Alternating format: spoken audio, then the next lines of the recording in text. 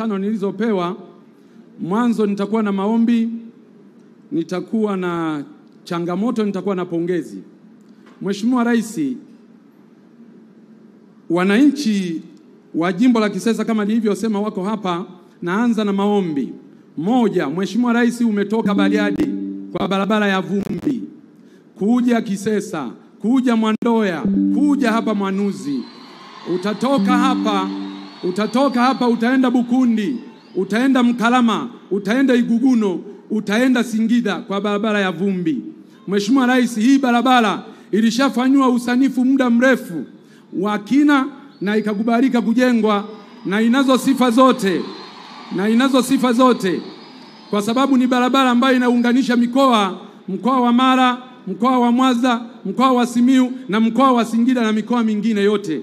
Mheshimiwa Rais, tunaomba leo maliza huu ugonjwa mkubwa wa Wanameatu, maliza huu ugonjwa mkubwa wa Wanasimiyu. Mheshimiwa Rais, ninaomba kwa niaba ya Wanameatu na kwa niaba ya wananchi wa jimbo la Kisesa, naomba ujenzi wa madaraja muhimu 3. Daraja la Mto Sanga litakalojengwa kati ya kijiji cha Isangijo pamoja na Ifungiro wilaya ya Maswa. Daraja la Mto Sanjo litakalojengwa baina ya kijiji cha Mwashata pamoja na Migato litakalounganisha wilaya ya Meatu na Itilima. Daraja la Mto Semu litakalojengwa kijiji cha Mbugabanya litaunganisha na kijiji cha Mwajidalala. Madaraja haya 3, Mheshimiwa Rais, ni muhimu sana kwa uchumi wa wananchi hawa na ndio maana unashuhudia hizo shangwe zinazopigwa. Mheshimiwa Rais, katika maombi ninaomba jimbo la Kisesa sasa katika miundombinu hii ya kijiografia, naomba jimbo la Kisesa lipewe halmashauri ya wilaya kwa ajili ya kusukuma nguvu kubwa ya maendeleo.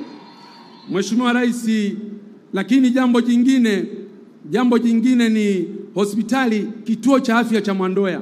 Kwa jiografia hii unavyoiona, naomba kituo kile cha afya kiwe hospitali teule. Mheshimiwa Rais, tunazo changamoto, nitataja chache, zingine tutapambana nazo na Mheshimiwa mkuu wa mkoa, mkuu wa wilaya, mkurugenzi mtendaji na watendaji wengine wa serikali. Lakini hizi 3 naomba kuzileta kwako, zimekuwa ni changamoto kubwa sana. Changamoto moja ni uvamizi mkubwa sana wa tembo katika wilaya nzima ya Meatu. Mheshimiwa Rais, umejenga kituo Ng'anga cha milioni 125 kwa ajili ya kudhibiti tembo. Mheshimiwa Rais, umejenga kituo cha kudhibiti tembo kijiji cha Marwiro milioni 80. Mheshimiwa Rais, kimeweka kituo pale Mbugabanya kwa ajili ya kudhibiti tembo, lakini kutokana na wingi huu wa tembo bado wanaua watu, tembo bado wanamaliza mazao ya wananchi yakiwa shambani na majumbani. Tatizo la tembo ni kubwa kwa wananchi hawa.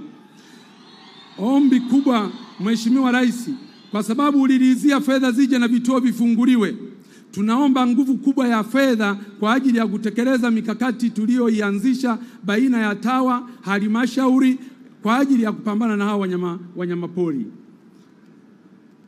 Jambo la pili ni wafugaji wetu ambao walishashinda kesi mahakamani baada ya kuwa baada ya kushtakiana wakashinda kesi mahakamani, lakini mifugo yao hadi leo haijarejeshwa Mheshimiwa Rais, na hao wananchi walishinda kesi mahakamani, na kwa sababu mahakama ndio maamuzi wa mwisho, naomba sana kupitia kikao hiki na ninaileta hii rufaa kwako, wananchi hawa walipwe kwa sababu wanayo haki ya kulipwa fedha hizo.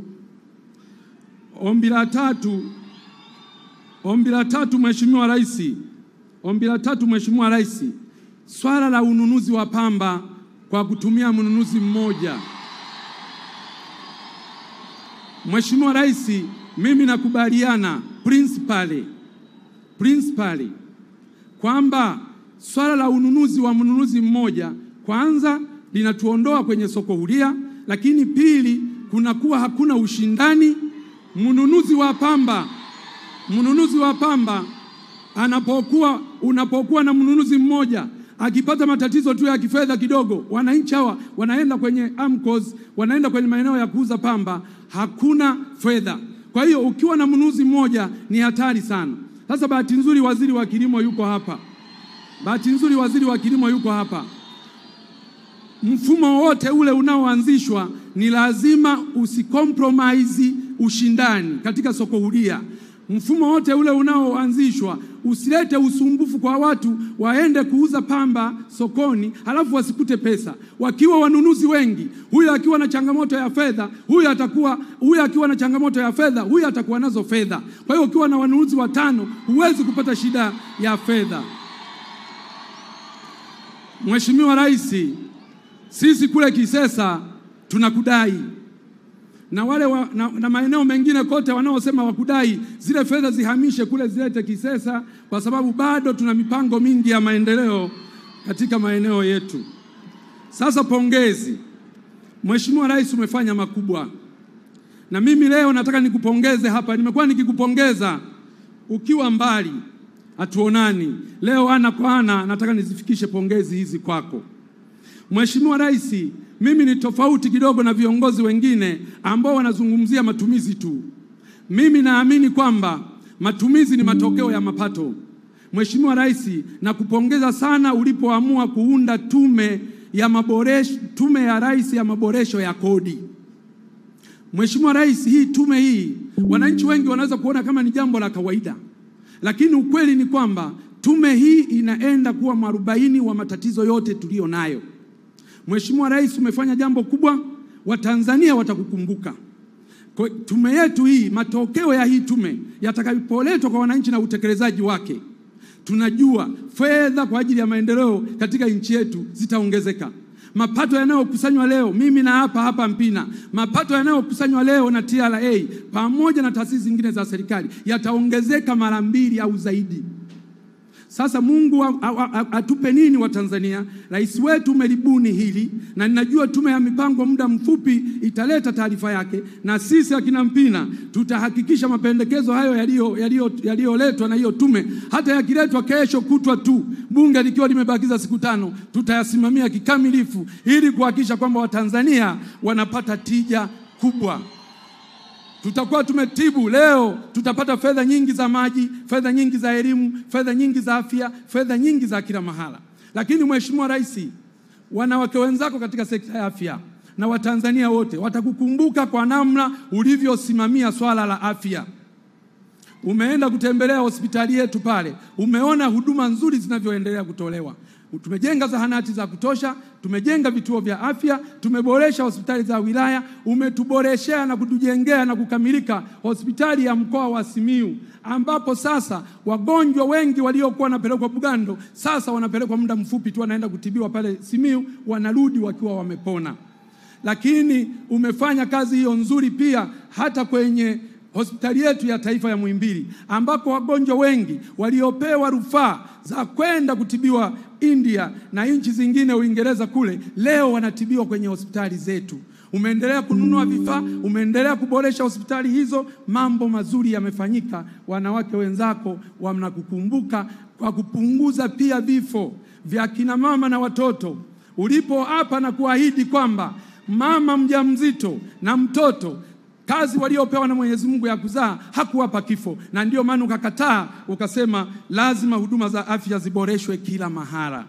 Mheshimiwa Rais, nikupongeze kwa miradi ya kimkakati kwa kukamilisha ujenzi wa SGR kutoka Dar es Salaam mpaka Dodoma, lakini bado ujenzi unaendelea kutoka Dodoma kwenda Mwanza. Mheshimiwa Rais, tunaomba hawa wajenzi waharakishe. Wananchi hawa unavyowaona ni wakulima wakubwa wa pamba na mazao mengine, ni wafugaji wakubwa na mifugo yao mingi wanauzia Pugu Dar es Salaam. Tunaamini ile SGR ikikamilika, mifugo yetu tutapakilia tu pale Malampaka. Ng'ombe wetu tunawasafirisha wanafika kule wakiwa wamekonda na bei imeshuka. Sasa hivi kujengwa kwa treni ile na kubeba mizigo ile, tutaongeza bei. Kwanza tutasafirisha leo, kumsafirisha ng'ombe mmoja mpaka Dar es Salaam karibia 70,000, lakini ukipunguza na kushuka samani kwa kukaa muda mrefu njiani, unaweza kuzalisha fedha nyingine mpya 300,000 kwa ng'ombe mmoja. Lakini mazao ya pamba hivyo hivyo yataongeza bei kwa sababu tutasafirisha kwa gharama ndogo. Mheshimiwa Rais, umekamilisha bwawa la Mwalimu Nyerere lote, megawatts zote 2115. Tunakushukuru sana, Watanzania wanakushukuru sana. Tunajua viwanda vingi vitakuja kujengwa, wawekezaji wengi watakuja kujengwa, na hivyo utakuwa umetatua tatizo la kiuchumi la Watanzania. Utakuwa umetatua tatizo la ajira ya vijana wetu ambao wanasoma leo wanakosa ajira. Uwepo wa viwanda vingi na wawekezaji wengi, ajira kwa vijana zitapatikana. Najua unaenda kufungua daraja la Busisi, nalo limekamilika. Hongera kubwa kwako. Ujenzi wa MV Mwanza hapa kazi tu, na yenyewe imekamilika. Mheshimiwa, hongera sana. Nimalizie kwa pongezi kwa kusema tumefanya miradi mikubwa ya elimu, miradi mikubwa ya afya, miradi mikubwa ya maji, miradi mikubwa ya barabara, miradi mikubwa ya mawasiliano, miradi mikubwa ya umeme, miradi mikubwa ya kilimo na mifugo. Mheshimiwa Rais, ukifika jimbo la Mpina, ukiwa kwenye helikopta, ukiwa juu, utazani mwanamke kasuka twende Kilioni. Msuko wa twende Kilioni. Pamepasuliwa barabara kila sehemu. Pamepasuliwa barabara kila sehemu. Nadhani ni jimbo lako la kwanza Tanzania kwa ujenzi wa barabara bora kama hilo. Na tumeletewa kwenye barabara ni kama bilioni 7, kwenye maji bilioni 8. Na maji menyewe tumepiga hatua kweli kweli.